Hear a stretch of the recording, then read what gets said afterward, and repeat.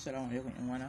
Idan ba ku manta ba a wancan darasin da muka yi akan bayanin yadda ake haɗa application, mun tsaya ne a application da muka haɗa wanda zai karɓi rubutu daga hannun mai amfani da wannan application din, sannan ya nuna masa rubutu a yayin da ya danna button ɗinmu na save. To yau kuma za mu ƙara masa abubuwa kamar haka. Za mu san da idan ka taɓa rubutun zai nuna ma cewa ga abin da aka rubuta, sannan wannan test view din zai goge rubutun da yake kai, sannan wancan rubutun idan ka danna ba zai cire welcome din ba, zai rubuta ne a ƙasan welcome din. To wannan shine abin da za mu yi a darasin mu na yau. To bari mu fara. Da farko za ka ɗauko linear ɗinmu, kun ganta nan, misali wannan welcome ɗin za mu sata a cikin, za mu ɗauko linear daga nan mu kawo ta nan. To sai mu ɗauko wannan welcome ɗin sai mu sata a cikin wannan linear ɗin, sannan sai mu je sai mu taɓa wannan asalin linear 2 ɗinmu da muka fara sa linear 1, sai mu cire gravity center horizontal ɗin da muka sama ta gwargwado kuma ya koma sama. To inda kuma ya koma sama mu ƙara ɗauko linear, sai mu ɗauko button ɗin mu sa shi a cikin wannan linear da muka ƙara kawowa. Muka sa a ciki mu taɓa linear sai mu mai da center horizontal gravity nata, kun ga button zai da tsakiya.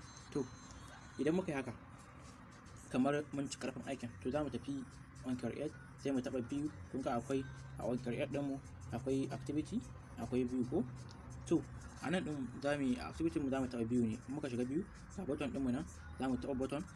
Muka taɓa button ya buɗe mana. Kun ga abin aikin da muka yi wancan lokacin, mun ce karɓo rubutun daga test view na ɗaya.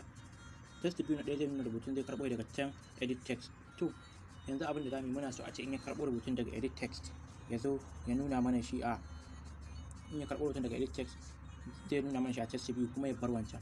To abin da zamu yi shine za mu shiga nan view kenan, ka shiga view sai mu duba a ciki sai mu ƙara ɗauko get text. In muka ɗauko get text sai mu dawo nan operator, gashi nan za ku ga an rubuta operator a nan, sai ka taɓa shi, za ku ga an rubuta join.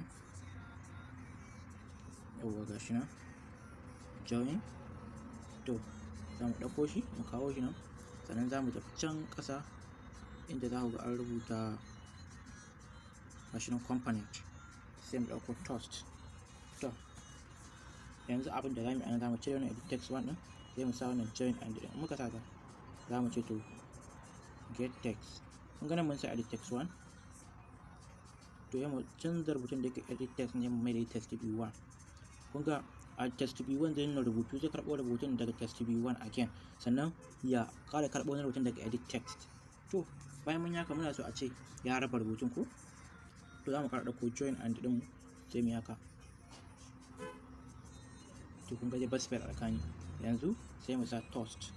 Shi wannan toast amfani sa zai display din abin da ya dauko kenan. Abin da ya dauko daga edit text 1 za mu ce copy wannan, kuma mun yi copy shi a da guda biyu, sai mu dauko shi daga nan sai mu zo mu sa toasting. Duk wannan abu fa zai fara a lokacin da ka danna wannan button din. To bayan nan idan muka danna kuma muna so a ce wancan ya koma empty, babu komai a rubuce a jiki.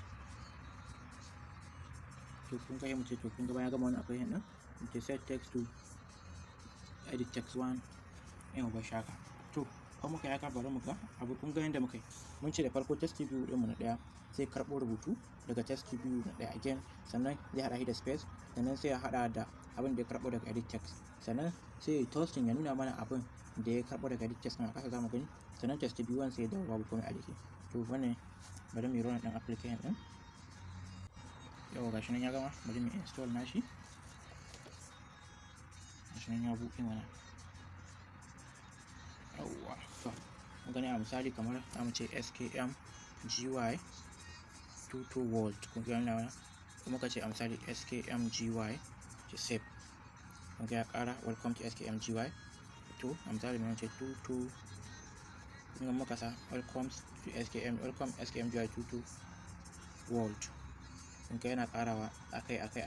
To haka yake. To yanzu kun ga baya raba tsakanin su, ta yaya mu raba tsakanin? Sai mu dawo nan mu ce wannan space ɗin da muka bayar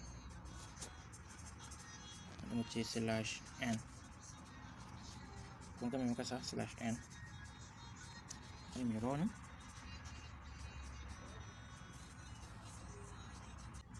Gashi nan muna installing. Bari mu buɗe mu ga yanzu yayi. Ce skm gy. Okay, yawa gashi welcome ce to skmgy. To duk abin da muka sa kun ga yana bayyana a nan gurin, za ku ga akwai abin da zai nuna mana shi a daidai nan gurin. To kun ga misali mun ce skmgy ko to bari mu ɗauki keyboard ɗin muna danna save, ku kalli ƙasa nan daidai nan za ku ga abin da zai nuna muku a gurin to world, kun gani. Sannan a misali wani kamar sa number na 08106236467 ina sawa zai nuna. To wannan shine darasin da zamu yi yau. Mune muku fatan alkhairi da Allah. Ga sabbin zuwa wanda ba su mana subscribe ba, sai su dole su mana subscribe a wannan channel ta mai suna skmgy tutorial world. Sai anjima.